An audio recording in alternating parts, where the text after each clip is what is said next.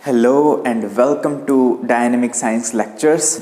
और classical mechanics की इस लेक्चर सीरीज़ में आज हम शुरू करने जा रहे हैं यूनिट 2, क्योंकि आपका यूनिट 1 कंप्लीट हो गया था। और जो यूनिट 2 है उसमें जो हम पहले स्टडी करेंगे वो है two body central force problem. Two body central force problem. अब देखो यहां पर जो पहले नाम पे जाते हैं, two body central force problem. Two body आपको क्लियर है, सेंट्रल फोर्स प्रॉब्लम, तो यहां पर एक नाम आ रहा है सेंट्रल फोर्स। तो सबसे पहले हमें इसको जानना होगा, फिर आगे का हम क्रियाक्रम चालू करेंगे। तो सबसे पहली बात है सेंट्रल फोर्स। तो देखो इसका जो डेफिनेशन है वो क्या है, force is always directed towards a point और अवे फ्रॉम ए पॉइंट। ठीक है, क्या है, force is directed towards a point और अवे फ्रॉम ए पॉइंट, उसको क्या बोला जाता है, सेंट्रल फोर्स। ठीक है, तो फॉर एग्जांपल अगर मैं बात करूं, जैसे हमारा है ग्रेविटेशनल फोर्स, और मैं बात करूं इलेक्ट्रोस्टैटिक फोर्स, ये सारे क्या है आपके सेंट्रल फोर्स है। और जनरली हम क्लासिकल मैकेनिक्स में जो जिन फोर्स को ट्रीट करते हैं वो होते हैं सेंट्रल फोर्स। अब जैसे फॉर एग्जांपल मैं बात करूं, ये आपका क्या है, एक हार्मोनिक ऑसिलेटर है, सिंपल हार्मोनिक ऑसिलेटर, एक मास m यहां पर बंधा हुआ है। ठीक है, एक मास m है और यहां पर एक स्प्रिंग है। अब क्या करते हैं, मैं इस स्प्रिंग को या तो पुश कर दूं या फिर पुल कर दूं। ठीक है, तो लेट अस से मैं क्या कर लेता हूं, इसको पुल कर लेता हूं। ठीक है, पुल करते ये कुछ ऐसी हो जाती है। ठीक है, अब बात क्या है, पुल करते ये स्प्रिंग वापस इधर जाना चाहती है, कौन से पॉइंट की तरफ, वो जाना चाहती है इस पॉइंट की तरफ जाना चाहती है, डेफिनेटली जाना चाहती है, और ये जाएगी भी। जैसे मैं इसको छोड़ता हूं पुल करके और ये वापस इधर चली जाएगी। नेक्स्ट सिनेरियो की बात करते हैं, ये जैसे क्या हो जाती है, स्ट्रेच हो जाती है यहां पर बहुत ज्यादा, और फिर ये मास यहां पर आ जाता है। अब ये जो मास है वो दोबारा यहां जाना चाहता है। ठीक है, दोबारा इस डायरेक्शन में जाना चाहता है, लेकिन किस पॉइंट की तरफ, वो जाना चाहता है इस पॉइंट की तरफ। ठीक है, तो एट दिस इंस्टेंट, मतलब जब ऐसा केस है तब इस पार्टिकल के ऊपर फोर्स लग रहा है इस डायरेक्शन में, और जब ये वाला इंस्टेंट है तब इसके ऊपर जो फोर्स लग रहा है वो लग रहा है इस डायरेक्शन में, और किस पॉइंट की तरफ, इस पॉइंट की तरफ। ठीक है, तो ये जो फोर्स लग रहा है जिसको हम रिस्टोरिंग फोर्स बोलते हैं, F equals to minus of kx। ठीक है, ये फोर्स कौन सा है, एक टाइप का सेंट्रल फोर्स है, क्योंकि ये ऑलवेज डायरेक्टेड और अवे फ्रॉम दैट पॉइंट है। ठीक है, इट्स ऑलवेज डायरेक्टेड एक्चुअली। अब अगर मैं बात करूं कि जैसे मान लो कोई भी बॉडी है, जैसे हम क्या करते हैं कि कोई एक पत्थर लिया, उसको मैंने किसी धागे से बांधा और इसको इतना लंबा करके और ऐसे घुमाने लग गया। ठीक है, तो अब उस केस में क्या होता है, मैं जो मेरा जो है जो हाथ है उसको मैं एक जगह पे मान लूं, सेंटर पे मान लूं, तो हमें क्या दिखेगा कि वो जो पार्टिकल है वो एक सर्कुलर पाथ में मूव कर रहा है। ठीक है, ये है उसका पोजीशन वेक्टर r और ये है वो आपका पार्टिकल, तो वो क्या करता है, ऐसे ऐसे मूव करता है। अब बात क्या है, हम किसी भी इंस्टेंट के ऊपर बात करें, जैसे पार्टिकल यहां पर, आप इसको ऊपर से देख रहे हो। ठीक है, ऊपर से देख रहे हो, यहां से, मतलब मैं ऐसे घुमा रहा हूं तो कोई मेरे ऊपर से देख रहा है। अब क्या होता है कि वो देख रहा है तो उसको क्या लगेगा कि ये पार्टिकल, जैसे मैंने घुमाया तो ये पार्टिकल किधर जाना चाहता है, इसका वेलोसिटी वेक्टर इधर है, तो ये पार्टिकल इधर जाना चाहता है। ठीक है, और इस इंस्टेंट की बात करूं तो वेलोसिटी वेक्टर इधर है, तो ये पार्टिकल इधर जाना चाहता है, ना कि इधर मुड़ना चाहता। देखो ये मुड़ना नहीं चाहता, इतना ही डिफरेंस है, ये मुड़ना नहीं चाहता, लेकिन फिर भी ये पार्टिकल इस डायरेक्शन में मुड़ रहा है। इसका मतलब क्या है कि इस तरफ, ये जो सेंटर है इसकी तरफ एक फोर्स लग रहा है, समझ रहे हो। ये जो वेक्टर है वेलोसिटी वेक्टर है, और ये जो आर वेक्टर है, देखो इस डायरेक्शन में जो आर वेक्टर है, अब इस आर वेक्टर के डायरेक्शन में एक फोर्स लग रहा है, क्योंकि वेलोसिटी वेक्टर इधर है, जाना तो इधर चाहता है, लेकिन वो इधर मुड़ रहा है, तो इसका मतलब क्या है, इस डायरेक्शन में एक फोर्स लग रहा है। ठीक है, तो वो जो फोर्स लग रहा है वो किसकी तरफ लग रहा है, सेंटर की तरफ। और यही बात होती है कि हर एक इंस्टेंट के ऊपर, इसके ऊपर सेंटर की तरफ एक फोर्स लगता है।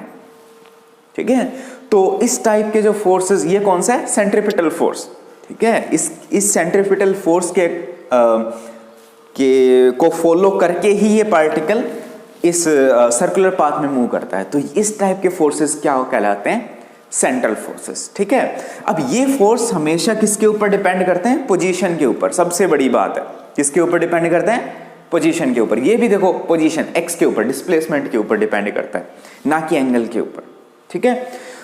तो ये तो हुई सेंट्रल फोर्स। अब हाँ, सेंट्रल फोर्स के अंदर हम और भी चर्चा करेंगे नेक्स्ट वीडियो में, ठीक है। उसके ऊपर हम सेंट्रल फोर्स बात करेंगे। इसके अलावा पार्टिकल का मोशन सेंट्रल फोर्स के अंडर कैसा होता है, उस पर हम थोड़ी सी चर्चा करेंगे।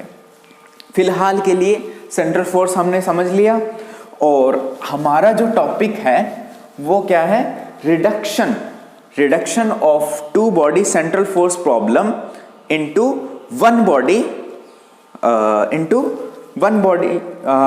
To the equivalent one body problem, ठीक है।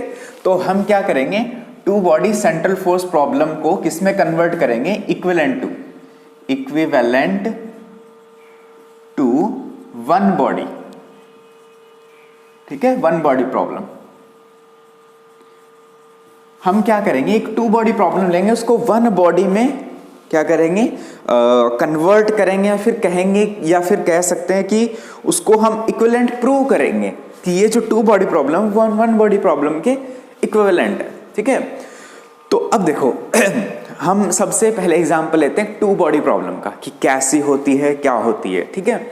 फॉर एग्जाम्पल, जो मतलब सबसे अच्छा एग्जाम्पल मैं मानता हूं वो है आपका सन और मून का जो सिस्टम है, ठीक है। सॉरी, सन और अर्थ का, सॉरी, ठीक है, सन और प्लैनेट्स। ये आपका सन है और ये आपके जो प्लैनेट्स हैं वो इसके चारों ओर ऐसे ऐसे रिवॉल्व कर रहे हैं, ठीक है, अलग अलग ऑर्बिट्स में ऐसे।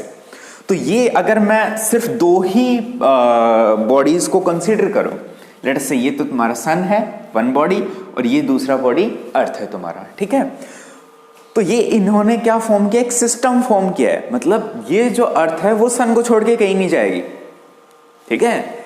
ये अर्थ है वो सन को छोड़ के कहीं नहीं जाएगी। इसी हिसाब से जो अर्थ के चारों ओर क्या रिवॉल्व कर रहा है?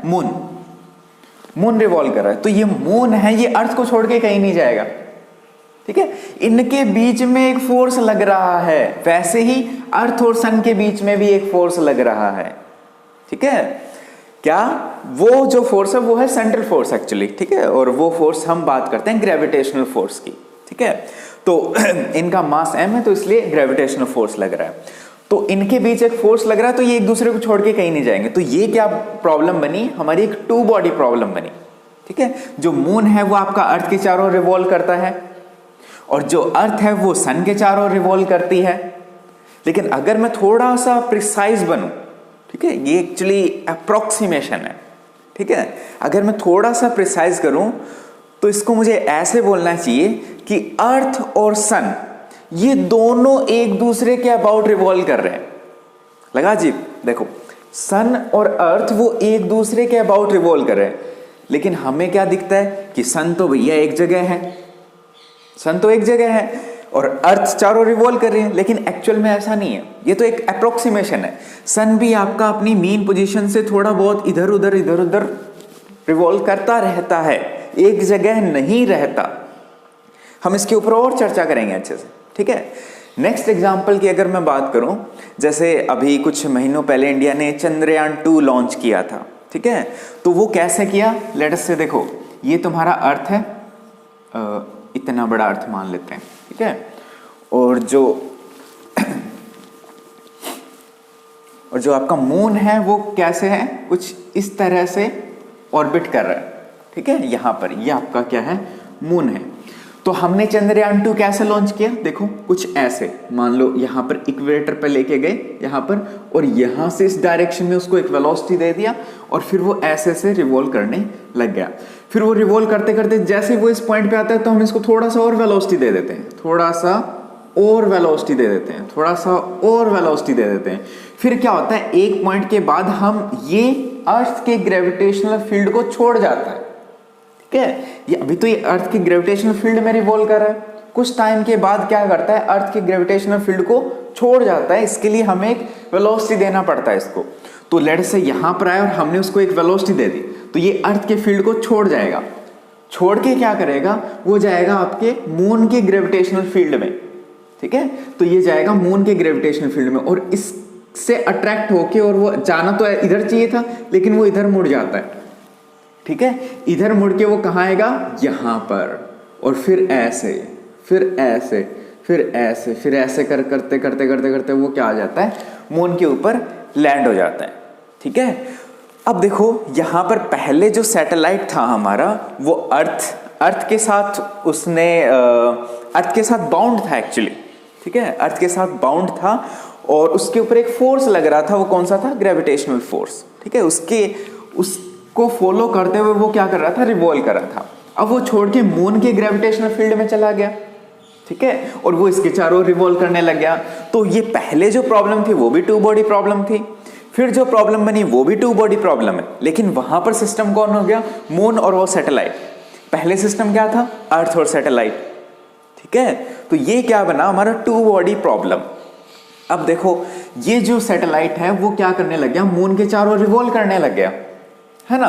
पहले तो ये फ्री था, देखो यहां पर इस पाथ के ऊपर वो क्या था, फ्री था, यहां पर कोई मतलब कह सकते हो कोई फोर्स नहीं लग रहा था।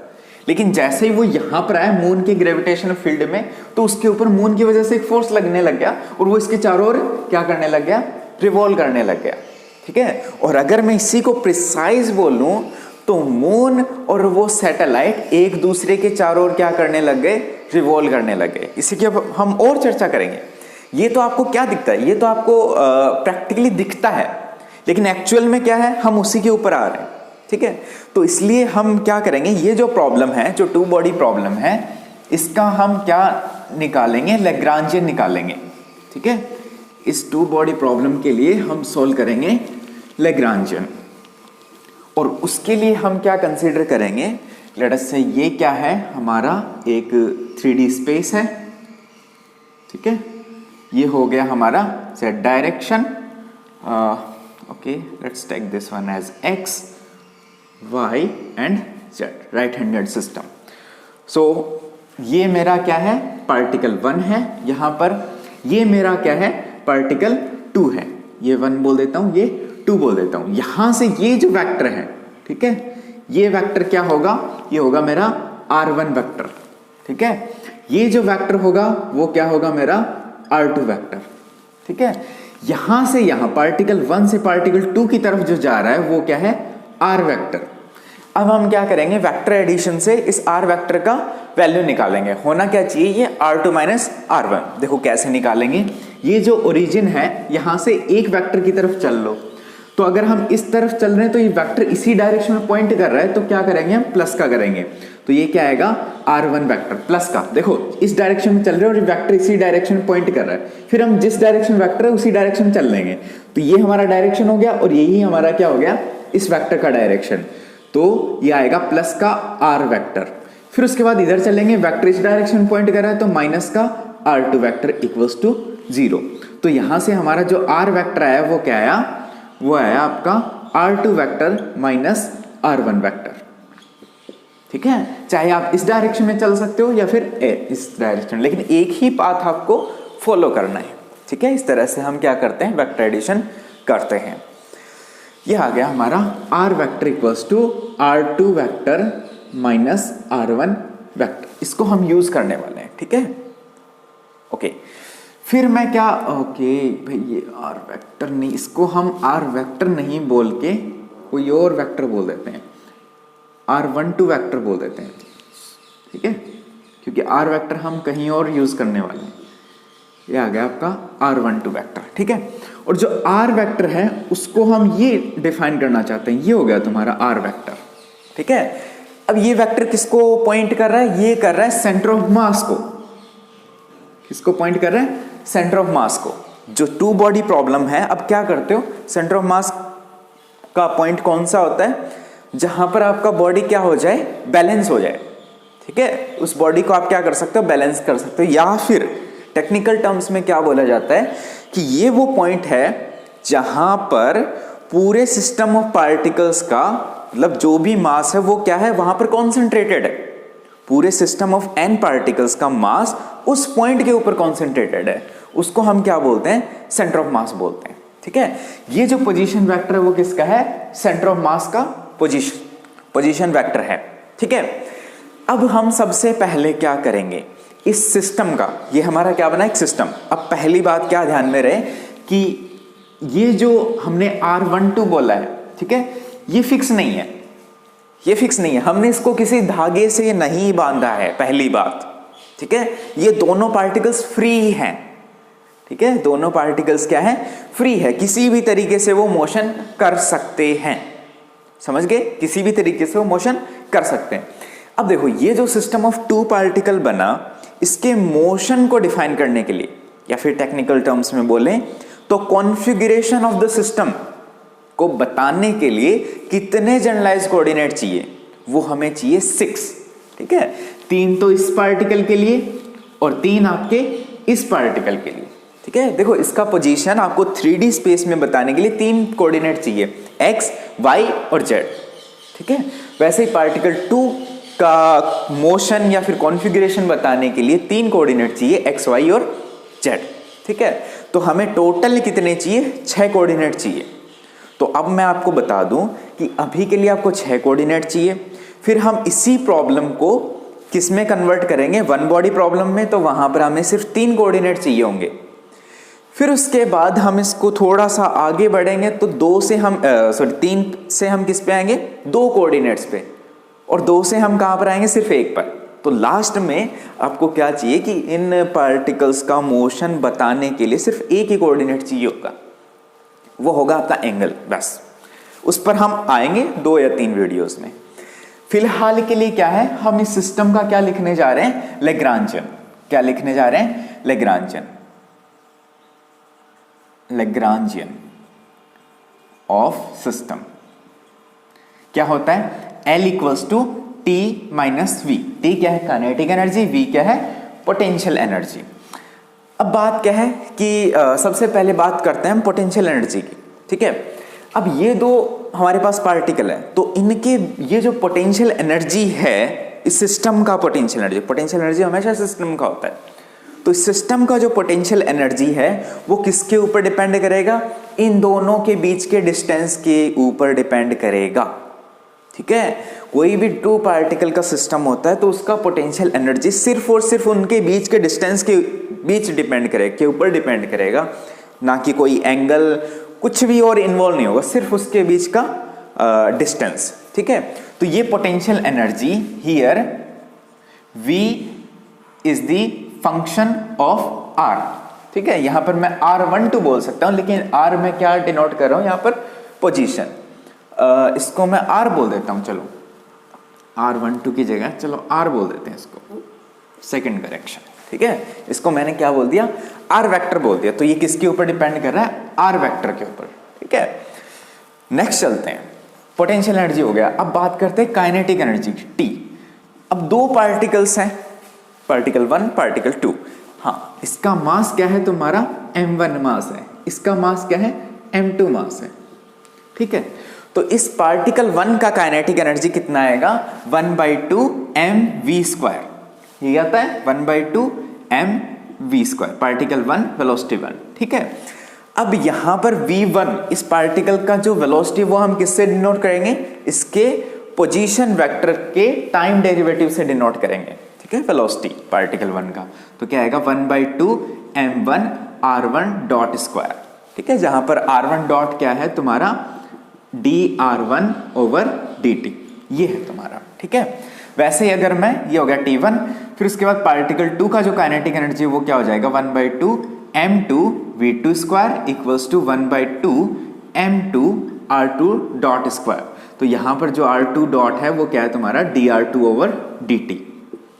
ठीक है, अब हम टोटल काइनेटिक एनर्जी लिख देते हैं, तो वो क्या आएगा, इन दोनों का सम, वो आ जाएगा तुम्हारा 1/2 m1 r1.² plus 1/2 m2 r2.²। ये आ गया आपका टोटल काइनेटिक एनर्जी। अब हम क्या करते हैं, इसको हम इस फंक्शन में लिख देते हैं जो आपका लैग्रांजियन है, इक्वेशन 1। तो इक्वेशन 1 में पुट करेंगे तो लैग्रांजियन क्या बन जाएगा आपका, 1/2 m1 r1 dot square plus 1/2 m2 r2 dot square, ठीक है, माइनस में potential energy V of r vector, ठीक है। तो ये आ गया आपका टोटल लैग्रांजियन। अब हम इसी को सॉल्व करेंगे, ठीक है, इससे आगे हम ज्यादा कुछ चर्चा नहीं करेंगे, इसी को सॉल्व करेंगे। अब देखो, सबसे पहले r1 डॉट और r2 डॉट का वैल्यू रखेंगे, वो किसके टर्म्स में रखेंगे, वो हम रखेंगे r वेक्टर के टर्म, जो क्या है, सेंटर ऑफ मास का पोजीशन वेक्टर है, ठीक है। अब यहां से देखो हमारा r वेक्टर क्या आया, r2 vector minus r1 vector, और जो आपका इसको हम कैसे लिखते हैं, सेंटर ऑफ मास के पोजीशन वेक्टर को, r वेक्टर को हम कुछ ऐसे लिखते हैं, अगर summation of i m i r i over summation of m i, ऐसे लिखते हैं, ठीक है, सेंटर ऑफ मास है। अब यहां पर कितने पार्टिकल्स हैं, 2 पार्टिकल्स हैं, तो आई का वैल्यू 2 हो जाएगा, तो ये कितना आएगा आपका m1 r1 vector plus m2 r2 vector divided by m1 plus m2। कुछ ऐसे डिनोट करेंगे हम पोजीशन वेक्टर को, ठीक है, सॉरी, सेंटर ऑफ मास के पोजीशन वेक्टर को। तो अब देखो हमारा r वेक्टर यहां से आ गया, और जो स्मॉल r वेक्टर वो क्या था, r2 vector minus r1 vector. अब देखो यहां से हमें किसका वैल्यू चाहिए, r1 और r2 का, तो इसके लिए मैं क्या कर देता हूं, इनमें से किसी एक का वैल्यू यहां पर रख दूंगा, ठीक है। तो यहां से मैं किसका वैल्यू निकाल लूं, r2 वेक्टर का वैल्यू अगर मैं निकालूं तो क्या आएगा, small r plus r1 vector. तो ये जो वैल्यू मैं यहां पर रख देता हूं, तो r वेक्टर क्या आ गया हमारा, m1 r1 वेक्टर एक्चुअली है, plus m2 r plus m2 r1 divided by m1 plus m2, हो गया। अब देखो यहां पर r1 वेक्टर कॉमन ले ले, ठीक है, ये कॉमन लेके m1 प्लस m2 से डिवाइड हो जाएगा, तो ये क्या बनेगा आपका m1, हाँ, ये जो है हम इसको अलग अलग डिवाइड कर देते हैं। देखो सबसे पहले इसको डिवाइड कर देंगे, फिर इसको डिवाइड कर देंगे, तो ये क्या बनेगा, m1 r1 plus m2 r2 m2, okay, well, चलो यहां से कॉमन ले लेते हैं, क्या, हाँ, r1 कॉमन ले लेते हैं। यहां से अगर मैं r1 कॉमन लूं तो क्या बनेगा, m1 plus m2 r1 divided by m1 plus m2 plus में m2 r upon m1 plus m2, ठीक है। तो यहां से r वेक्टर क्या आ जाएगा मेरे पास, r1 vector plus m2 r upon m1 plus m2, ठीक है। यहां से मैं अगर r1 वेक्टर की वैल्यू निकालूं तो क्या आएगा, r vector minus m2 r divided by m1 plus m2, ये वैल्यू आ जाएगा मेरे पास r1 का, ठीक है। वैसे अगर मैं similarly vector plus m1 r upon m1 plus m2, ये आप निकाल सकते हो, ठीक है, ये वैल्यू आएगा आपका m1 r, ठीक है। अब यहां से अगर मैं r1 डॉट निकाल दूं और उसका वैल्यू मैं यहां पर पुट करूं, तो वो वैल्यू क्या आएगा, L इक्वल्स टू 1/2 m1, यहां से देखो डॉट कर दो, इसका टाइम डेरिवेटिव करोगे तो ये क्या बन जाएगा, कैपिटल R डॉट बनेगा।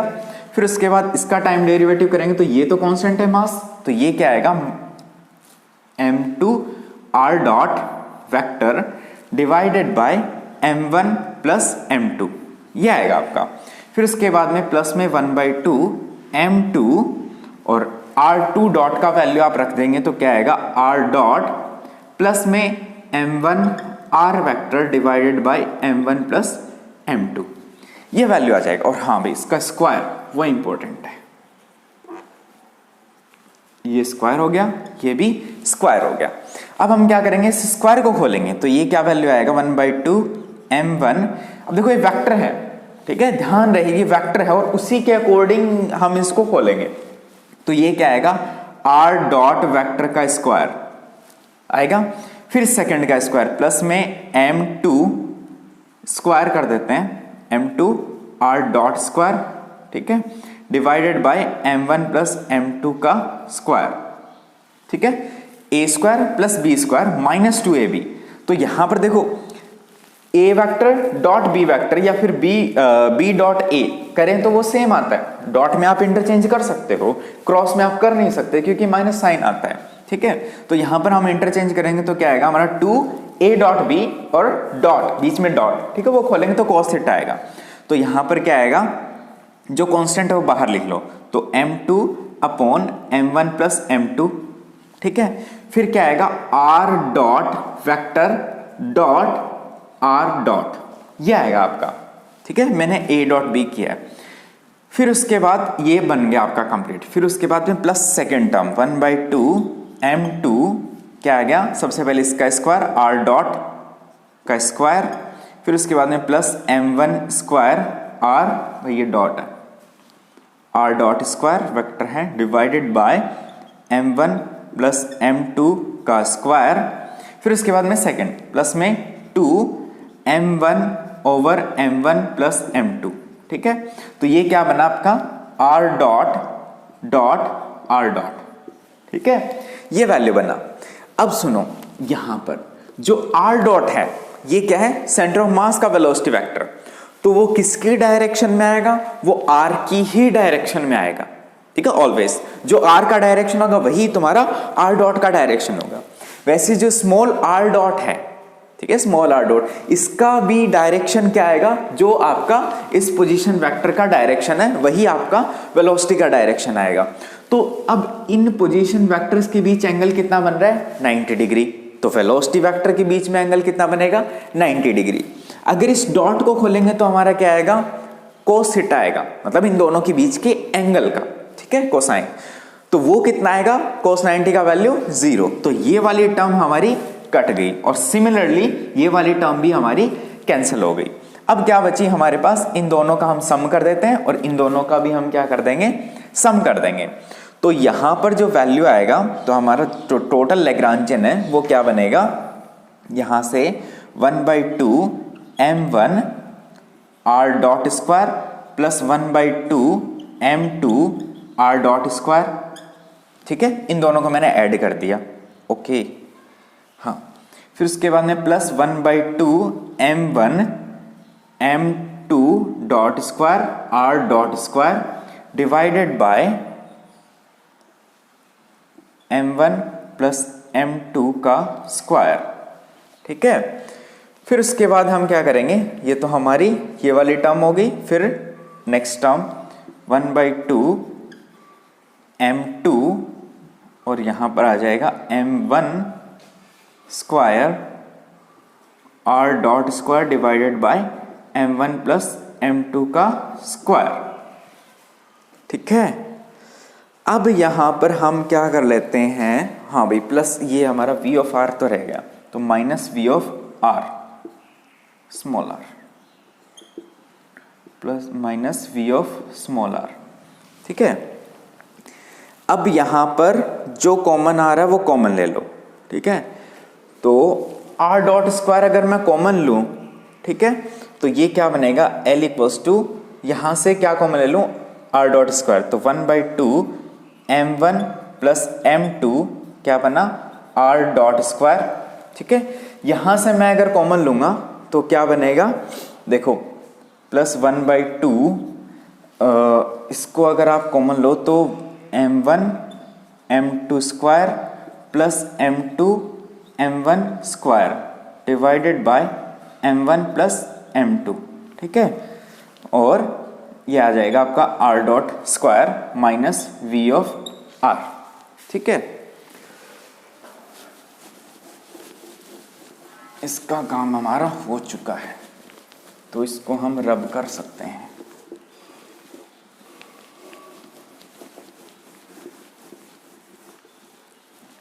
अब देखो यहां से ये जो वैल्यू है वो क्या बन गया हमारा, L equals to 1/2 m1 plus m2, ये आ गया आपका r डॉट स्क्वायर।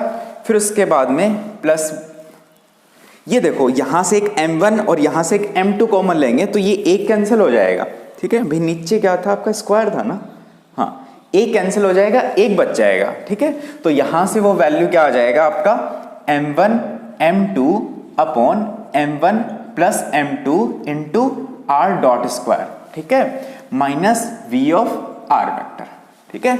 तो ये आ गया आपका लैग्रांजियन। अब हम नेक्स्ट स्टेप बढ़ते हैं। यहां पर देखो ये जो टर्म आ रही है यहां पर क्या आ रहा है, आर डॉट स्क्वायर। इसके लिए मैं क्या डिफाइन करने जा रहा हूं, मैं डिफाइन करने जा रहा हूं एक साइक्लिक कोऑर्डिनेट क्या होते हैं वो आपको पता नहीं, क्या साइक्लिक कोऑर्डिनेट। अब देखो लेट अस से फॉर एग्जांपल मैं लूं कोई भी एग्जांपल, ये एग्जांपल है, कोई भी एक लैग्रांजियन ले लूं, वो क्या है आपका, लेट अस से कोई भी पार्टिकल है वो स्फेरिकल कोऑर्डिनेट्स में मूव कर रहा है किसी एक प्लेन में, ठीक है। तो वहां पर आर और थीटा चाहिए आपको, तो R dot square plus R square theta dot square minus V some function of R, ठीक है, कोई भी आर का फंक्शन है, ठीक है, एक मतलब किसी भी एक सर्कुलर मोशन में है पार्टिकल, तो ये उसका लैग्रांजियन है, ठीक है। अब देखो यहां पर लैग्रांजियन किस किस चीज का फंक्शन है, ये है आपका आर डॉट का फंक्शन है, थीटा डॉट का फंक्शन है और आर का फंक्शन है। ये थीटा का फंक्शन नहीं है, थीटा डॉट का फंक्शन है लेकिन थीटा का फंक्शन नहीं है। अब देखो यहां पर अगर मैं क्या निकालूं, डेल एल, अगर मैं थीटा के लिए क्या लिखूं, लैग्रांज इक्वेशन लिखूं, तो वो क्या आएगा, d over d t del L over del theta dot minus del L over del theta equals to 0, ठीक है। इसको सॉल्व करूं तो मैं अगर del L over del theta निकालूं तो वो किसका कितना वैल्यू आएगा, 0 आएगा इसका, ठीक है, क्योंकि थीटा का कोई टर्म नहीं है इसके अंदर, ये आर है, पोटेंशियल आर के ऊपर डिपेंड कर रहा है ना कि थीटा के ऊपर। अगर थीटा के ऊपर करता तो कोई ना कोई वैल्यू आता है यहां पर। अब ये वैल्यू 0 है, ये अगर मैं वैल्यू यहां पर लिखूं तो which implies d over d t del L over del theta dot equals to 0। ये किसको रिप्रेजेंट करता है, इस थीटा के कोरस्पॉन्डिंग एंगुलर मोमेंटम को, थीटा के कोरस्पॉन्डिंग मोमेंटम वो क्या है, एंगुलर मोमेंटम। तो क्या आएगा, d over d t L of theta, वो कितना वैल्यू है, 0। इसका मतलब क्या है, जो एल ऑफ थीटा है वो क्या है, कांस्टेंट है, या फिर कह सकते हो कंजर्वेटिव है, टाइम के साथ इसका डेरिवेटिव 0, इसका मतलब क्या है, कांस्टेंट है। अब बात सुनो, मैं क्या बताना चाहता हूं, ये जो कोऑर्डिनेट है थीटा, इस थीटा को हम क्या बोलते हैं, साइक्लिक कोऑर्डिनेट। थीटा क्या है आपका, साइक्लिक कोऑर्डिनेट, क्या है, साइक्लिक कोऑर्डिनेट। और इसके कोरेस्पॉन्डिंग मोमेंटम, कोरेस्पॉन्डिंग मोमेंटम वो क्या होगा, L theta equals to constant. इसका मतलब क्या है, अगर लैग्रांजियन में आपका कोई एक जनरलाइज कोऑर्डिनेट वो इन्वॉल्व नहीं है, ठीक है, लैग्रांजियन में कोई एक जनरलाइज कोऑर्डिनेट इन्वॉल्व नहीं है, तो वो कोऑर्डिनेट क्या कहलाता है, साइक्लिक कोऑर्डिनेट। और उसके कोरस्पॉन्डिंग जो मोमेंटम है वो क्या कहलाता है, वो जो कोरस्पॉन्डिंग मोमेंटम है वो क्या रहता है, कांस्टेंट रहता है, कंजर्वेटिव रहता है, ठीक है। वही चीज हम कहां यूज करने जा रहे हैं, यहां यूज करने जा रहे हैं, या फिर यहां पर क्या कह सकते हैं कि जो वेलोसिटी है, एंगुलर वेलोसिटी ओमेगा, वो क्या है, वो कांस्टेंट है, ठीक है, क्योंकि थीटा को हम एंगुलर वेलोसिटी की टर्म में लिख सकते हैं, ठीक है। वैसे ही अब देखो यहां पर यही चीज हम यहां पर यूज करने जा रहे हैं, ठीक है। ये जो लैग्रांजियन है हमारा किसका फंक्शन है, L is the function of R dot और आर, ठीक है। अब यहां पर देखो हम स्मॉल आर के रिस्पेक्ट में डेरिवेटिव करते हैं, लेट अस से स्मॉल आर की हम इक्वेशन लिखते हैं, तो क्या आएगा, del L over del R dot minus del L over del R equals to 0। इसका वैल्यू 0 नहीं आएगा, इसका वैल्यू 0 नहीं आएगा, फाइनाइट वैल्यू आएगा, तो ये हमारा कोई ना कोई इक्वेशन बनेगा। वैसे ही अगर मैं इसके लिए लिखूं तो क्या बनेगा, d over d t del L over del R dot minus del L over del R equals to 0। ये वैल्यू कितना है, 0, देखो सेम चीज आ रही है, ये वाला, ठीक है, ये वैल्यू क्या है, 0 है। तो इसका मतलब क्या है, इसके कोरस्पॉन्डिंग जो मोमेंटम है क्या है, पी आर, क्या है, पी आर, वो क्या रहेगा, कांस्टेंट रहेगा, ठीक है। ये किसको डिनोट करेगा, देखो ये आर क्या है, सेंटर ऑफ मास का पोजीशन वेक्टर, तो इसका मतलब क्या है, सेंटर ऑफ मास का जो मोमेंटम है, मोमेंटम ऑफ सेंटर ऑफ मास वो क्या रहेगा, कांस्टेंट रहेगा।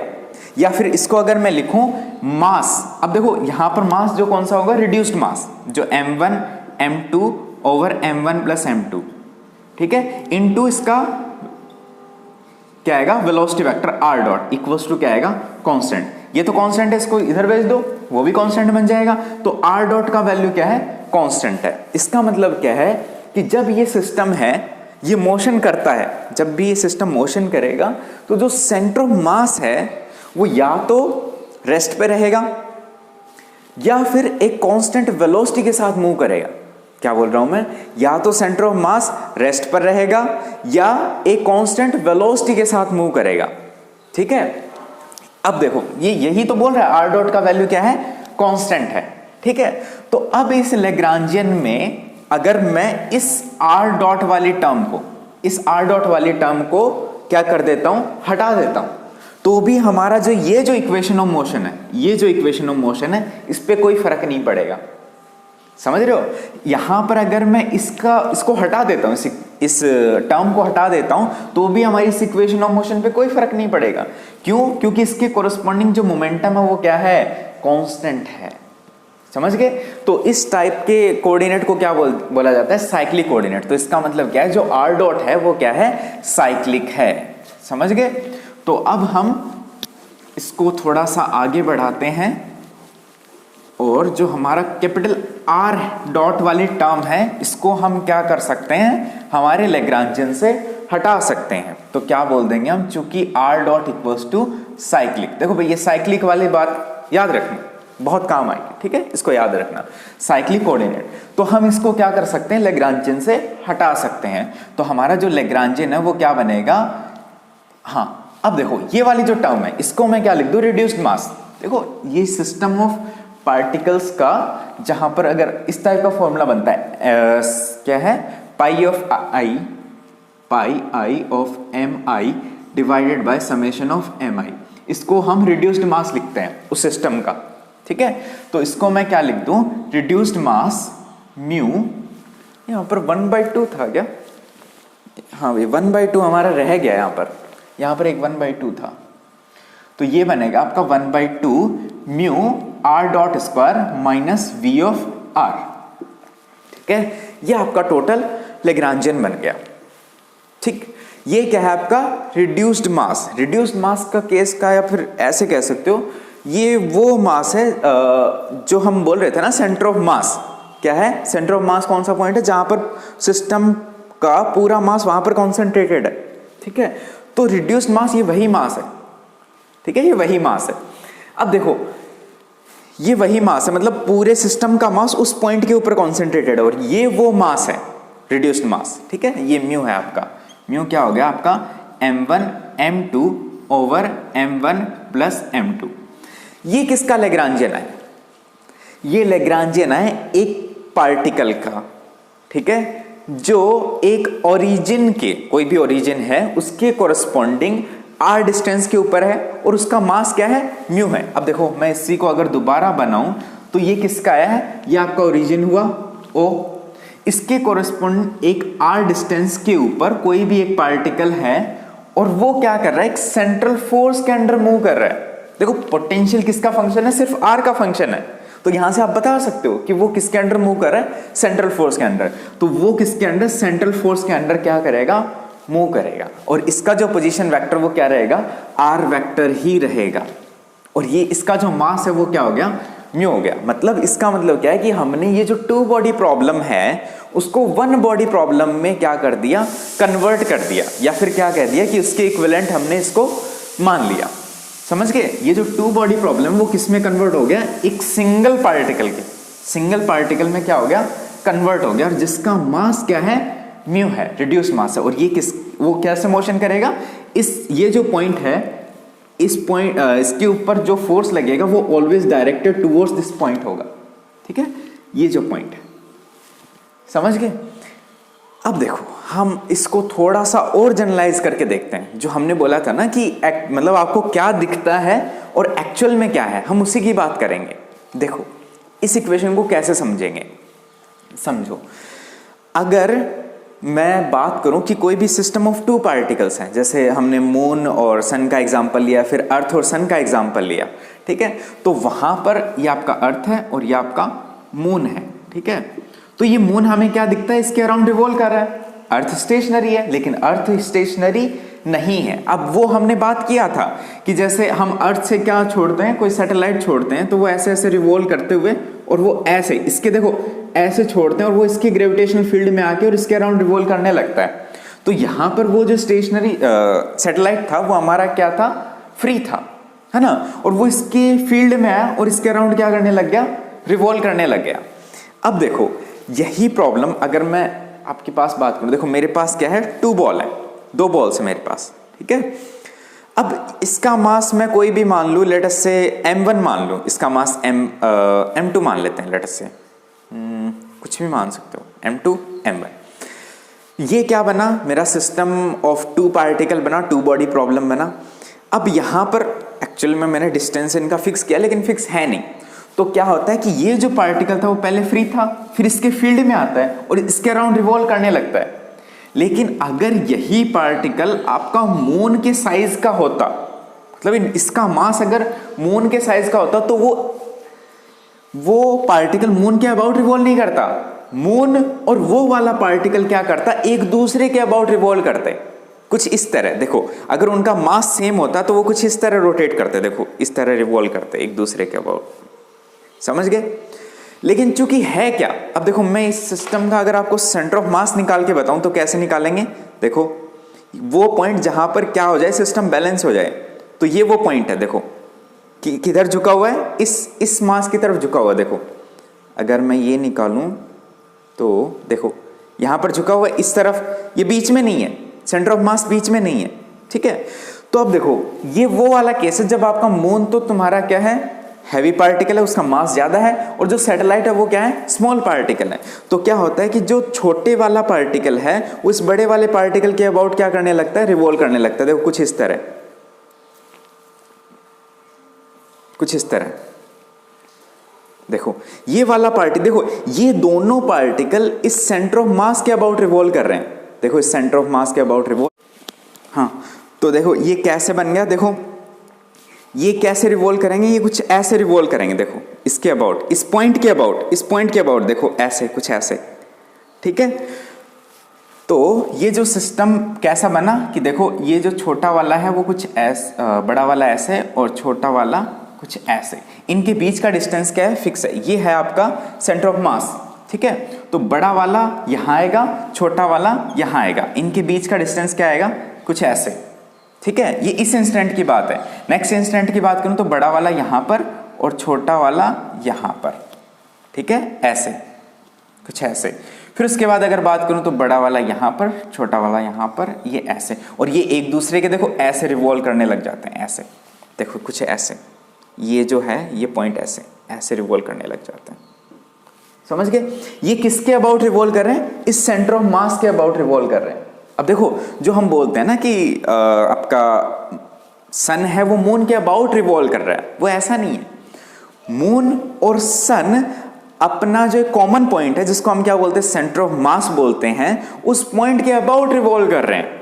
लेकिन दिक्कत की बात पता है क्या है, कि जो इन सिस्टम का अर्थ और मून, अर्थ और सन का जो सिस्टम है, उस सिस्टम का जो सेंटर ऑफ मास है वो कहां लाई करता है, वो सन के अंदर लाई करता है, ठीक है। जो सन का जो सेंटर है ना उससे थोड़ा सा डेविएटेड है, मतलब ये आपका सन हुआ और ये आपका अर्थ हुआ, तो वो जो सेंटर ऑफ मास है, देखो ये जो सिस्टम है, वो जो सेंटर ऑफ मास है वो कुछ यहां पर लाई करता है, ये इसका सेंटर, ये सन का सेंटर है, ये कुछ यहां लाई करता है। क्योंकि देखो अगर ये मास जितना भारी होता जाएगा वो कहां शिफ्ट होता जाएगा, ये जो सेंटर ऑफ मास है वो इस मास की तरफ शिफ्ट होता जाएगा, ठीक है। तो जो हमें एक्चुअल में दिखता है वो क्या दिखता है, वो सिस्टम ऑफ 2 पार्टिकल दिखता है, जिसमें जो सेंटर ऑफ मास है वो एक सिंगल पार्टिकल के सेंटर के पास में लाई करता है, ठीक है। तो यहां पर ये जो अर्थ और मून का जो सिस्टम है उसके अंदर भी जो सेंटर ऑफ मास है वो अर्थ का जो सेंटर है उसके पास में रिवॉल्व करता है, लाई करता है। अगर ये जो पॉइंट है वो अगर यहां पर बीच में अगर लाई करता होता तो वो क्या करते, एक दूसरे इस पॉइंट के अबाउट क्या करते, रिवॉल्व करने लग जाते, बिल्कुल इसी केस में, ठीक है। जो यहां पर है ना बिल्कुल इसी केस में ये होता है। लेकिन यहां पर क्या है, ये वाला मास है, जो अर्थ है उसका मास ज्यादा है, ठीक है, मून के कंपेयर में, तो क्या है ये हमें क्या दिखता है, ऑलमोस्ट स्टेशनरी दिखता है, और जो मून है वो उसके चारों ओर क्या कर रहा है, रिवॉल्व कर रहा है, ठीक है। यही आपका स्टार और प्लेनेट के केस में भी होता है, बिल्कुल सेम। ठीक है, तो ये है एक्चुअल में। अब देखो इसी केस को हम कंसीडर करेंगे, जो हमारा रिड्यूस्ड मास है, यहां पर एक पार्टिकल के मास को हम ज्यादा मान लेते हैं किसी भी पार्टिकल के, तो लेट अस से जो m2 है वो ग्रेटर देन m1 है। ठीक है, तब क्या हो जाता है आपका, यहां से देखो म्यू इक्वल्स टू, जो बड़ा वाला वो बाहर ले लो, बड़ा क्या है m2, तो हम क्या ले लेते हैं m2 बाहर ले लेते हैं, तो क्या बना m1 और अपॉन में m2। ठीक है, यहां से m2 रहने दो, तो जो बड़ा वाला वो बाहर ले लो, तो m1 यहां पर रह गया m1 अपॉन m2 प्लस में 1। ठीक है, और बाहर क्या है आपका m2 बाहर आ गया, m2 से m2 कैंसिल वाला क्या हो जाएगा, टेंड्स टू 0 हो जाएगा। ठीक है, तो इसका वैल्यू मैं क्या रख सकता हूं, ऑलमोस्ट m1 रख सकता हूं, म्यू का वैल्यू क्या रख सकता हूं, ऑलमोस्ट m1। और इसी वैल्यू को अगर मैं इस इक्वेशन में पुट करूं तो वैल्यू क्या आएगा, L equals to 1/2 m1 r dot square minus v of r vector. ठीक है, ये कुछ ऐसा आएगा। यहां पर हमने क्या कर दिया, रिड्यूस्ड मास को m1 में कन्वर्ट कर दिया। तो ये केस कैसा बना, देखो ये आपका बड़ा वाला मास है और जो छोटा वाला मास है वो उसके चारों ओर क्या कर रहा है, रिवॉल्व कर रहा है। तो छोटा वाला मास मैं कुछ इतना सा बना देता हूं और ये बड़ा वाला मास हो गया, ये मास है पूरा, ये पूरा एक बॉडी है हमारा। ठीक है, ये बॉडी जो हैवी वाला है ये मैंने मान लिया m2, ये वाला मास क्या हो गया m1, और ये क्या है इनका पोजीशन वेक्टर r वेक्टर। अब ये बताओ क्या ये मास इस वाले मास को अपने चारों रिवॉल्व करवा सकता है, नहीं करवा सकता। ठीक है, तो ये कैसे रिवॉल्व करेगा, ये कुछ ऐसे रिवॉल्व करता रहेगा बस। क्यों, क्योंकि इस सिस्टम ऑफ पार्टिकल का जो सेंटर ऑफ मास है वो कहां लाई करता है, कुछ यहां पर लाई करता है, सेंटर ऑफ मास इसके सेंटर के पास। ठीक है, तो ये पार्टिकल हमें क्या लगेगा कि स्टेशनरी है और ये पार्टिकल इसके चारों ओर क्या कर रहा है, रिवॉल्व कर रहा है। ठीक है, और ये उसका क्या हो गया, लैग्रांजियन हो गया। अब देखो इस लैग्रांजियन को सॉल्व करने के लिए, ठीक है, या फिर इस सिस्टम के मोशन को बताने के लिए हमें कितने जनरलाइज कोऑर्डिनेट चाहिए, 3। अब देखो जो हमारा लैग्रांजियन था उसको हमने किस में कन्वर्ट कर लिया, एक सिंगल पार्टिकल के। ठीक है, एक सिंगल पार्टिकल के इक्विवेलेंट लैग्रांजियन में हमने उसको कन्वर्ट कर लिया बाय टेकिंग रिड्यूस्ड मास। ठीक है, तो रिड्यूस्ड मास लेके हमने 2 बॉडी प्रॉब्लम को 1 बॉडी प्रॉब्लम में कन्वर्ट कर लिया। ठीक है, तो हमारा काम क्या हो गया, आसान हो गया। अब हमारे पास जनरलाइज कोऑर्डिनेट कितने चाहिए, वो चाहिए 3। ठीक है, r, यहां पर r ये जो पोजीशन वेक्टर है, 3D की बात करें तो क्या चाहिए, x, y और z, 3 कोऑर्डिनेट चाहिए। ठीक है, अब जो नेक्स्ट लेक्चर आएगा उसमें हम बात करेंगे कि ये जो पार्टिकल है वो एक प्लेन में रोटेट करता है, प्लेन में रिवॉल्व करता है एक्चुअली। ठीक है, तो वहां पर आपको 2 ही कोऑर्डिनेट चाहिए, r और थीटा। लेकिन आज के इस लेक्चर तक आप क्या याद रखेंगे, आपको कितने कोऑर्डिनेट चाहिए, 3 कोऑर्डिनेट चाहिए। और जो हमारा 2 बॉडी प्रॉब्लम है वो किस में कन्वर्ट हो गया, 1 बॉडी प्रॉब्लम में कन्वर्ट हो गया। ठीक है, तो आज के इस लेक्चर में इतना ही। ठीक है, थैंक यू।